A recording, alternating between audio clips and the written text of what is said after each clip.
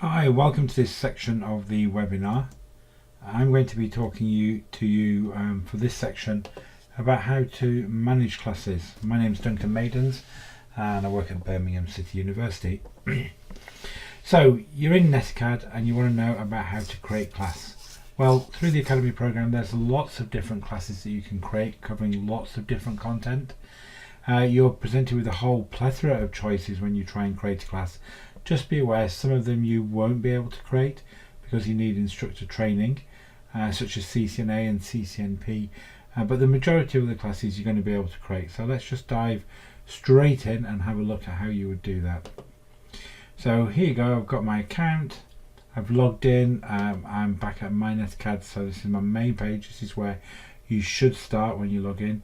You're in your I'm Teaching tab. You can see I've already got a course here called the Demo Linux course. I'm going to go over here and create a new course. So create a new course, the first thing to do is to make sure you're at your academy. Now most of you will probably be only involved in one academy like I am. I'm in this dummy academy at the moment, and you can see I've got all of these options here. It's a real massive range of courses. Just to give you an idea, ones like these IT Essentials and CCNA and CCNP that are appearing at the top here, you're not going to be able to create. Networking Essentials, we're doing a workaround at the moment, you're going to be able to create that one soon. But basically most of what you see under there you're going to be able to create yourself. So let's imagine you wanted to create, let's take a course for example, we'll find the Python course, Programming Essentials in Python. So I tick that course and hit continue. Come down, this course I think is only available at the moment in English, yep, so it's English. I can give it a course ID 101, whatever I want to do. I call it my Python 101. So this is your local name for it. You might have a system that has a separate name and a separate course code, so you can set yourselves up with those. You must put a start date and an end date. So we're going to go for a start date of October the 4th there, and an end date. You can go up to 6 months away, so I'm going to run this till the end of the year, until the 31st. You can come back and you can edit these dates later on if you want and move them forward. You can put a description here, obviously, if you wanted to say what it's for.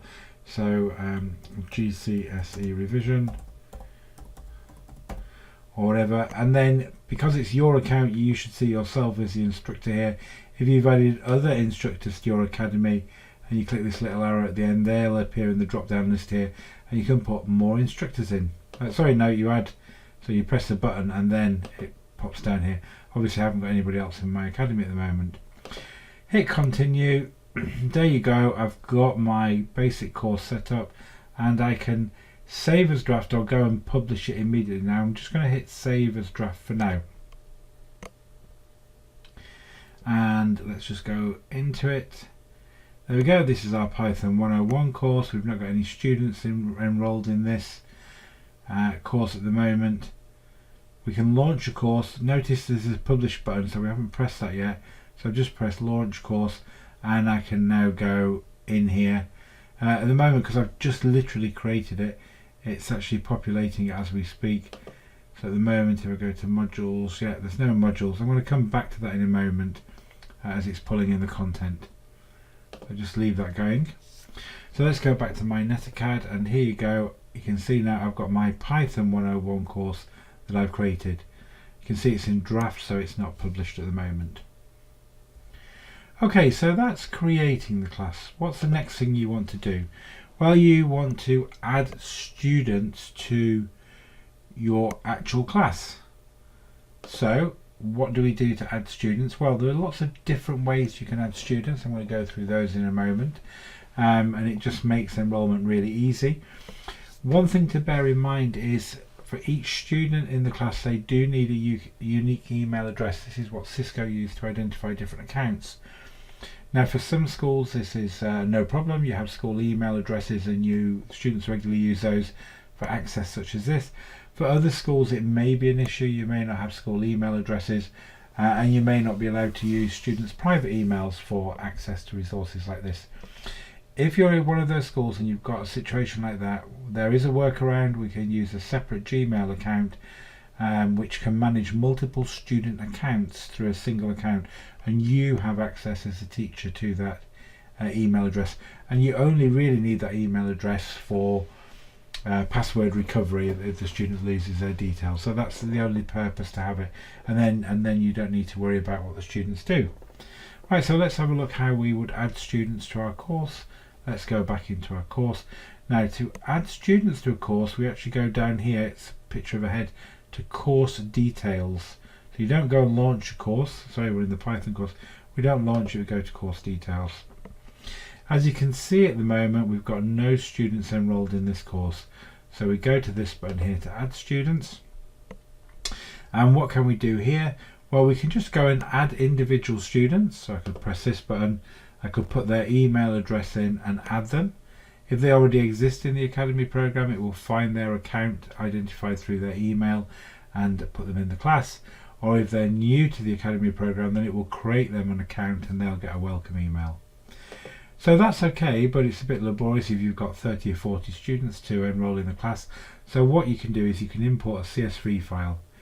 If we click on this one, what you first of all do is you download the template file. So here's a template file because Cisco want it in a particular format. Let's just download the template file. It's pretty straightforward, and you can see basically we just create all the accounts with first name, last name, and then their email address, which is obviously their unique identifier, and then within the context of your institution, maybe all your students have got a different ID, and you can put that ID in there as well if you want, or you can just put numbers in. It might just help you identify them locally. Once you've filled all that in, you save this file, and then obviously I'm not going to save it now because I'm not going to use it, but then we upload the file here and all of those students will be imported in. So that's another way to do it. If you've had all your students in a previous course and you want to just enroll them in a new course, you can just bring them all across in one go. That's another way to do it. Or you can do this thing of managing seat tokens, which basically will allow you to, I'll show you here, if I add, say, maybe 3 seats, add tokens. What this will do is it will give you these codes, and students can log into the Cisco Network Academy site with these seat tokens, and this will create them unique accounts straight in this course. Some courses that you come across will have another option here, which is to create a self-enroll link, and what that enables you to do is to create a web page, put your own text in it, and you'll get a short URL for it. You can give that to the students and they can go straight there and enroll directly in the course.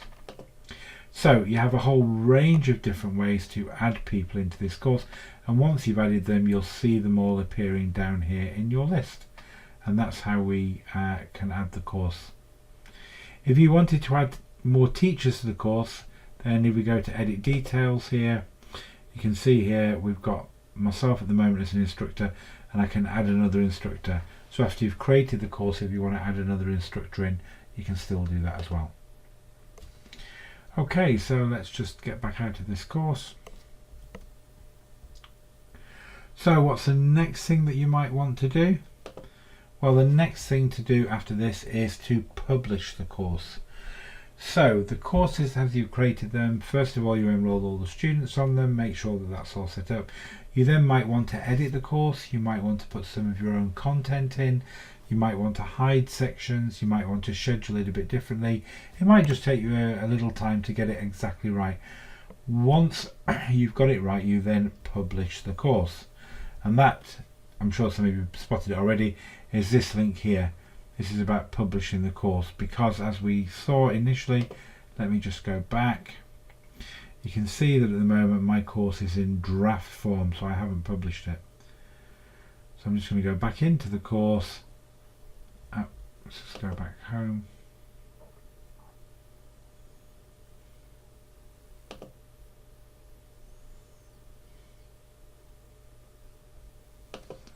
Great, connection's being a little bit slow at the moment. So here's our Python course, and here's our link to publish a course.